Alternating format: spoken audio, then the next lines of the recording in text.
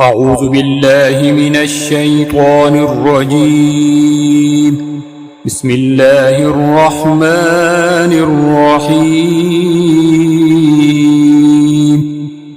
الحمد لله الذي أنزل على عبده الكتاب ولم يجعل له عوجا قيما لينذر بأسا شديدا من لدنه ويبشر المؤمنين الذين يعملون الصالحات أن لهم أجرا حسنا ماكثين فيه أبدا وينذر الذين قالوا اتخذ الله ولدا ما لهم به من علم ولا لآبائهم كبرت كلمة تخرج من أفواههم إن يقولون إلا كذبا فلعلك باخع نفسك على آثارهم إن لم يؤمنوا بهذا الحديث أسفا إنا جعلنا ما على الأرض زينة لها لنبلوهم أيهم أحسن عملا وإنا لجاعلون ما عليها صعيدا جرزا أم حسبت أن أصحاب الكهف والرقيم كانوا من آياتنا عجبا إذ أوى الفتية إلى الكهف فقالوا ربنا آتنا من لدنك رحمة وهيئ لنا من أمرنا رشدا فضربنا على آذانهم في الكهف سنين عددا ثم بعثناهم لنعلم أي الحزبين أحصى لما لبثوا أمدا نحن نقص عليك نبأهم بالحق إنهم فتية آمنوا بربهم وزدناهم هدى وربطنا على قلوبهم إذ قاموا فقالوا ربنا رب السماوات والأرض لن ندعو من دونه إلها لقد قلنا إذا شططا هؤلاء قومنا اتخذوا من دونه آلهة لولا يأتون عليهم بسلطان بين فمن أظلم ممن افترى على الله كذبا وإذ اعتزلتموهم وما يعبدون إلا الله فأووا إلى الكهف ينشر لكم ربكم من رحمته ويهيئ لكم من أمركم مرفقا وترى الشمس إذا طلعت تزاور عن كهفهم ذات اليمين وإذا غربت تقرضهم ذات الشمال وهم في فجوة منه ذلك من آيات الله من يهد الله فهو المهتد ومن يضلل فلن تجد له وليا مرشدا وتحسبهم أيقاظا وهم رقود ونقلبهم ذات اليمين وذات الشمال وكلبهم باسط ذراعيه بالوصيد لو اطلعت عليهم لوليت منهم فرارا ولملئت منهم رعبا وكذلك بعثناهم ليتساءلوا بينهم قال قائل منهم كم لبثتم قالوا لبثنا يوما أو بعض يوم قالوا ربكم أعلم بما لبثتم فابعثوا أحدكم بورقكم هذه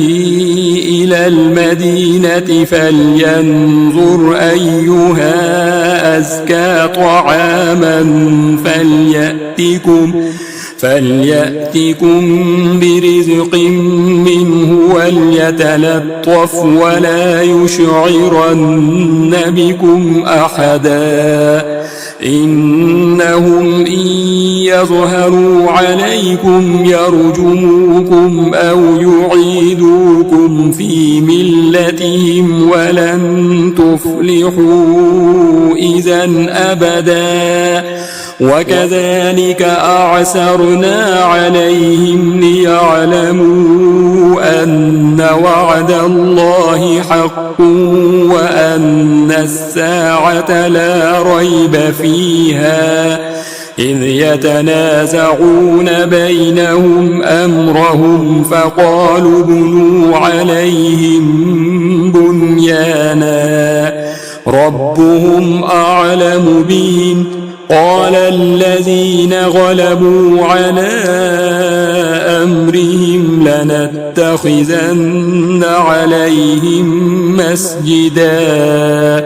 سيقولون ثلاثة رابعهم كلبهم ويقولون خمسة سادسهم كلبهم رجما بالغيب ويقولون سبعة وثامنهم كلبهم قل ربي أعلم بعدتهم ما يعلمهم إلا قليل فلا تمار فيهم إلا مراء ظاهرا ولا تستفت فيهم منهم أحدا ولا تقولن لشيء إني فاعل ذلك غدا إلا أن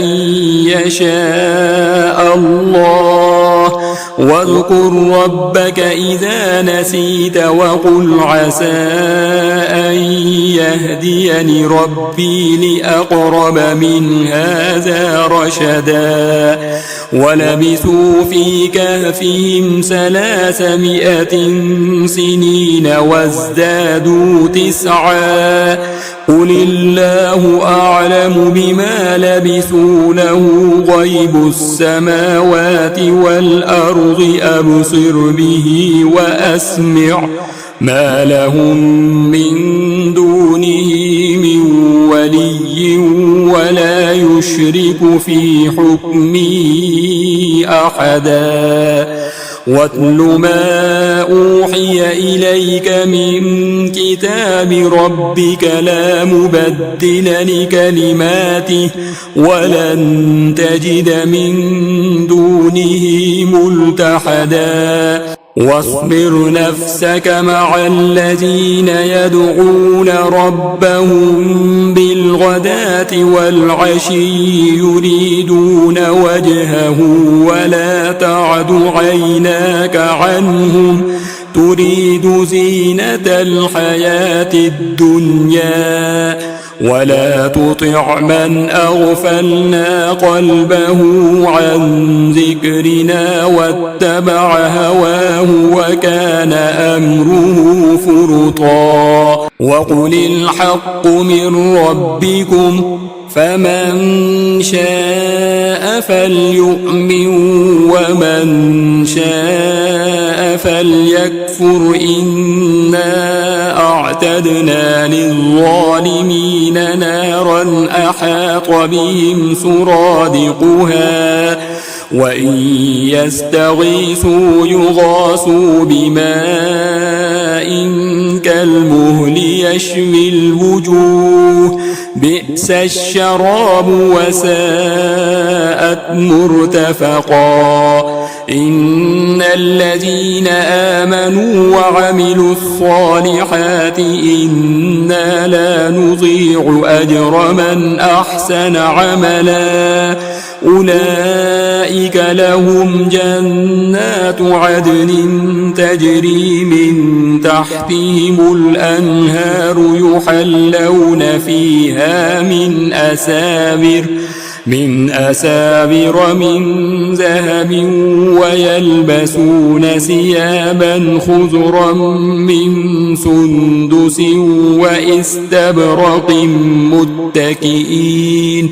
وإستبرق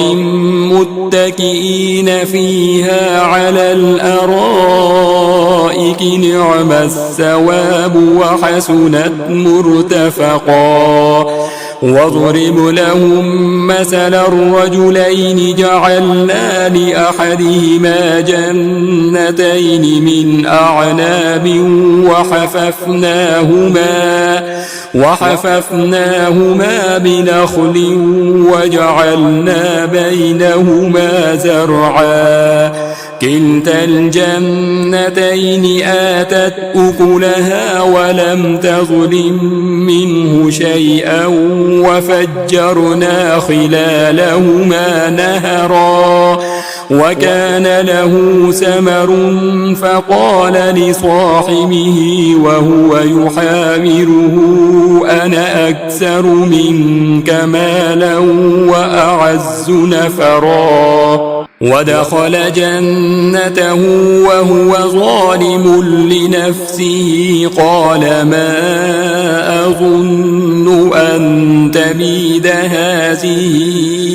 أبدا وما أظن الساعة قائمة ولئن رددت إلى ربي لأجدن خيرا منها منقلبا قال له صاحبه وهو يحاوره أكفرت بالذي خلقك من تراب ثم من نطفة ثم سواك رجلا لكن هو الله ربي ولا أشرك بربي أحدا ولولا إذ دخلت جنتك قلت ما شاء الله لا قوة إلا بالله إن ترني أنا أقل منك مالا وولدا فعسى ربي أن يؤتيني خيرا من جنتك ويرسل عليها حسبانا من السماء فتصبح صعيدا زلقا أو يصبح ماؤها غورا فلن تستطيع له طلبا وأحيط بثمره فأصبح يقلب كفيه على ما أنفق فيها وهي خاوية على عروشها ويقول يا ليتني لم أشرك بربي أحدا ولم تكن له فئة ينصرونه من دون الله وما كان منتصرا هنالك الولاية لله الحق هو خير ثوابا وخير عقبا واضرب لهم مثل الحياة الدنيا كماء أنزلناه من السماء فاختلط به نبات الأرض فأصبح هشيما تذروه الرياح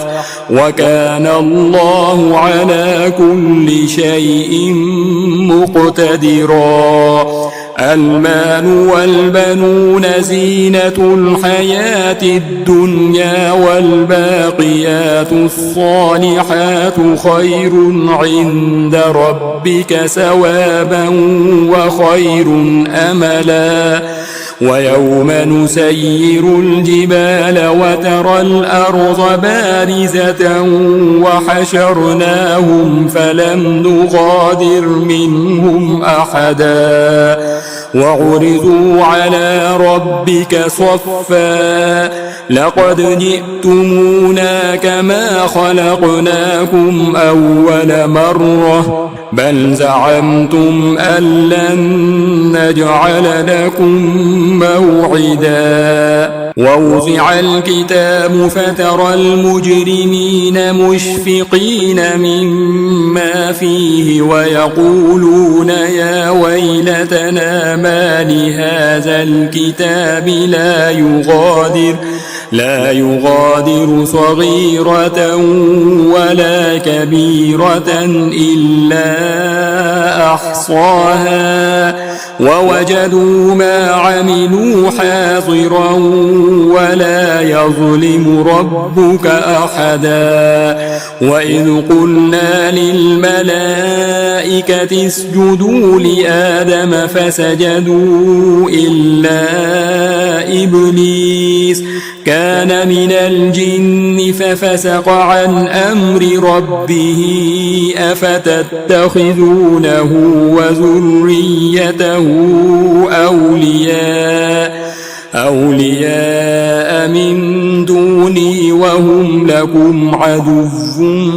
بئس للظالمين بدلا. ما أشهدتهم خلق السماوات والأرض ولا خلق أنفسهم وما كنت متخذ المضلين عضدا. ويوم يقول نادوا شركائي الذين زعمتم فدعوهم فلم يستجيبوا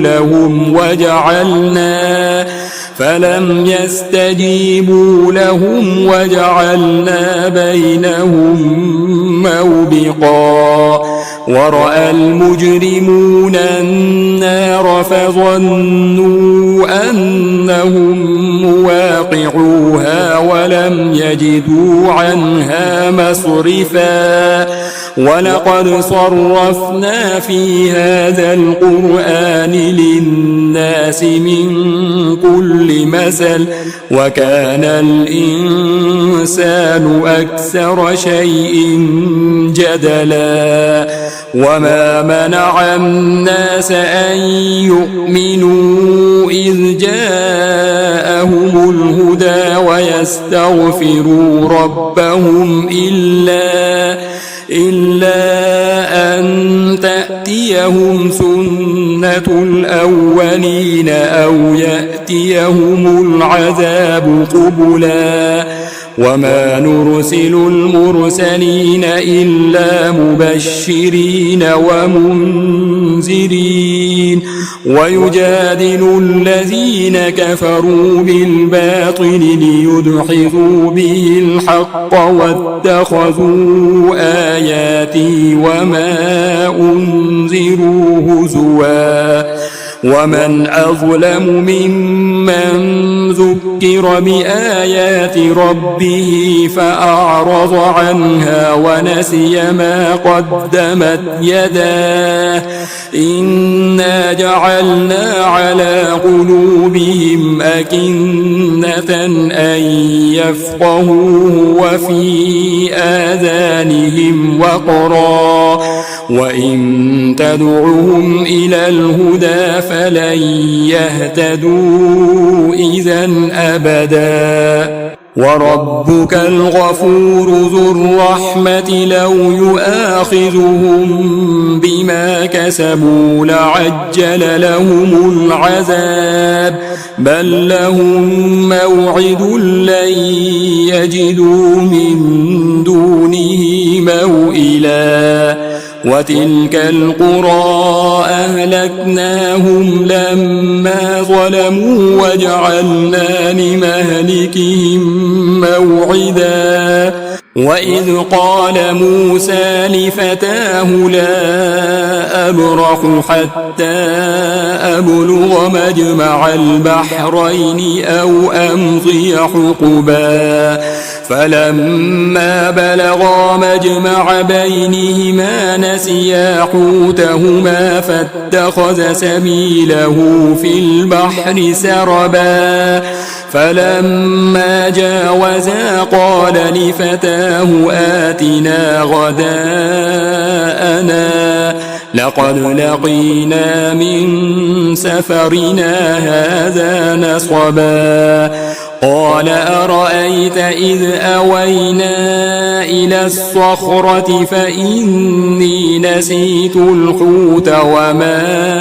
أنسانيه إلا الشيطان أن أذكره واتخذ سبيله في البحر عجبا قال ذلك ما كنا نبغي فارتدا على آثارهما قصصا فوجدا عبدا من عبادنا آتيناه رحمة من عندنا وعلمناه من لدنا علما قال له موسى هل أتبعك على أن تعلمني مما علمت رشدا قال إنك لن تستطيع معي صبرا وكيف تصبر على ما لم تحط به خبرا قال ستجدني إن شاء الله صابرا ولا أعصي لك أمرا قال فإن اتبعتني فلا تسألني عن شيء حتى أحدث لك منه ذكرا فانطلقا حتى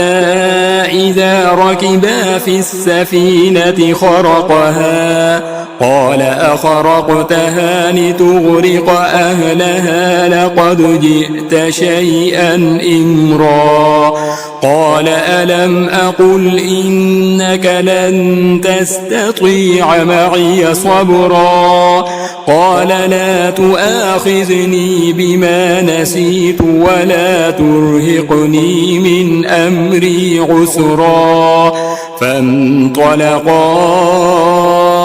حتى إذا لقيا غلاما فقتله قال أقتلت نفسا زكية بغير نفس لقد جئت شيئا نكرا قال ألم أقل لك إنك لن تستطيع معي صبرا قال إن سألتك عن شيء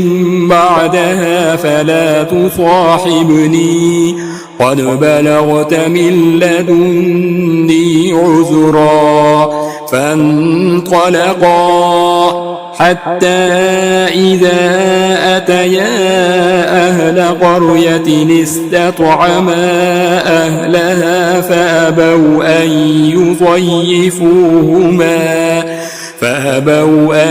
يضيفوهما فوجدا فيها جدارا يريد أن ينقض فأقامه قال لو شئت لاتخذت عليه أجرا قال هذا فراق بيني وبينك سأنبئك بتأويل ما لم تستطع عليه صبرا أما السفينة فكانت لمساكين يعملون في البحر فأردت أن أعيبها وكان وراءهم ملك يأخذ كل سفينة غصبا وأما الغلام فكان أبواه مؤمنين فخشينا أن يرهقهما طغيانا وكفرا فأردنا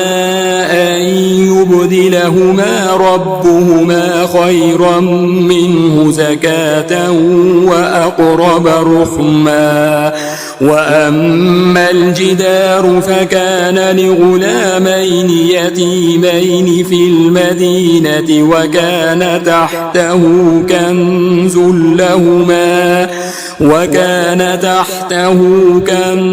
لهما وكان أبوهما صالحا فأراد ربك أن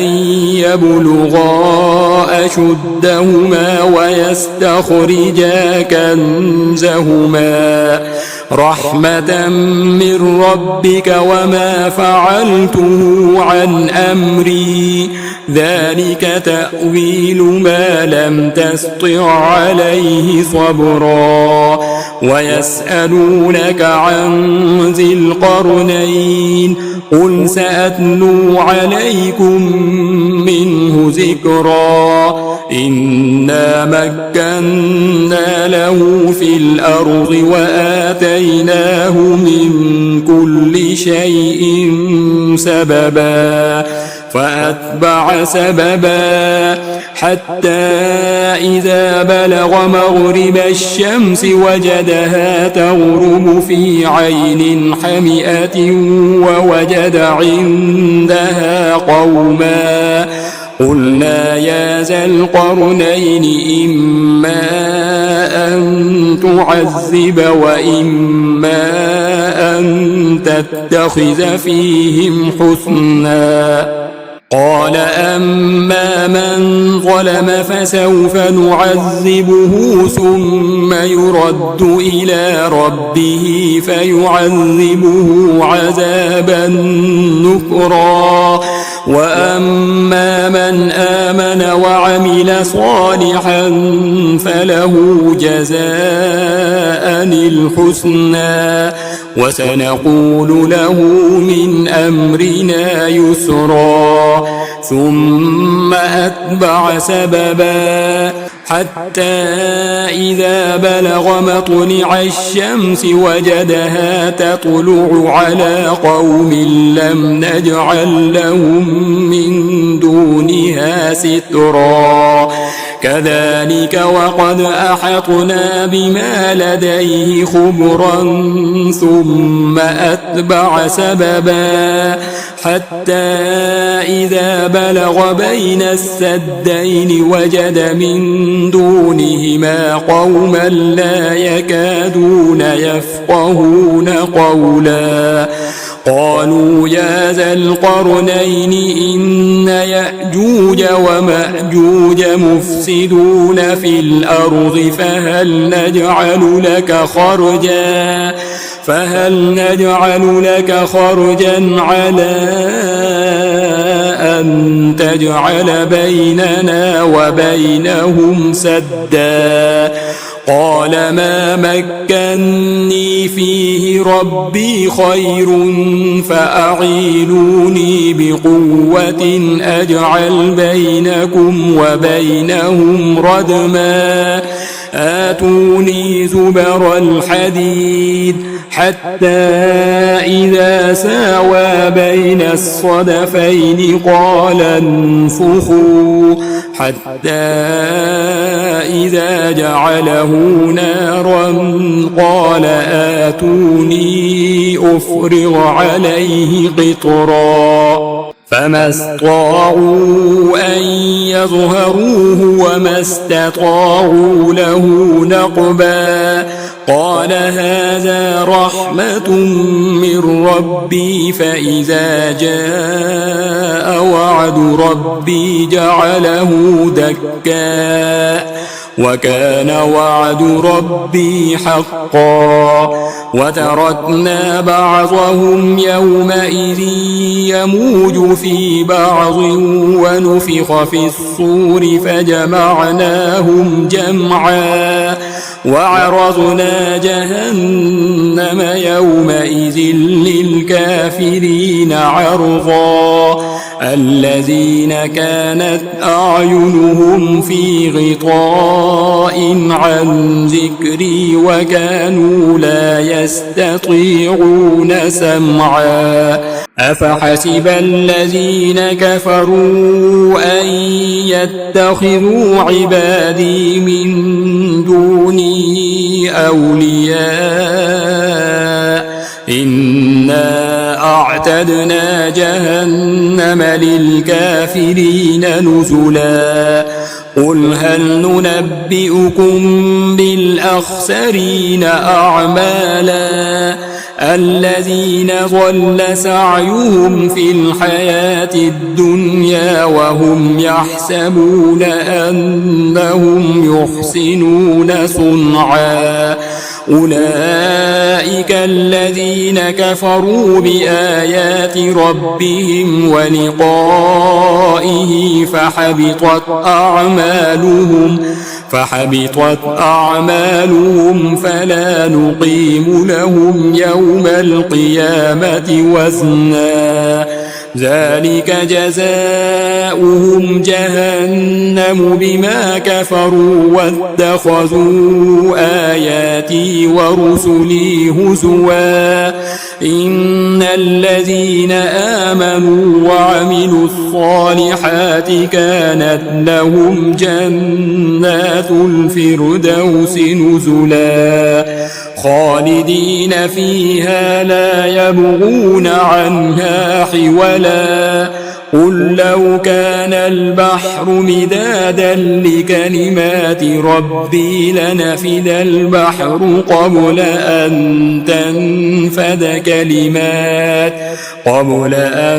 تنفد كلمات ربي ولو جئنا بمثله مددا قل إنما أنا بشر مثلكم يوحى إلي أنما إلهكم إله واحد فمن كان يرجو لقاء ربه فليعمل عملا صالحا ولا يشرك بعبادة ربه أحدا.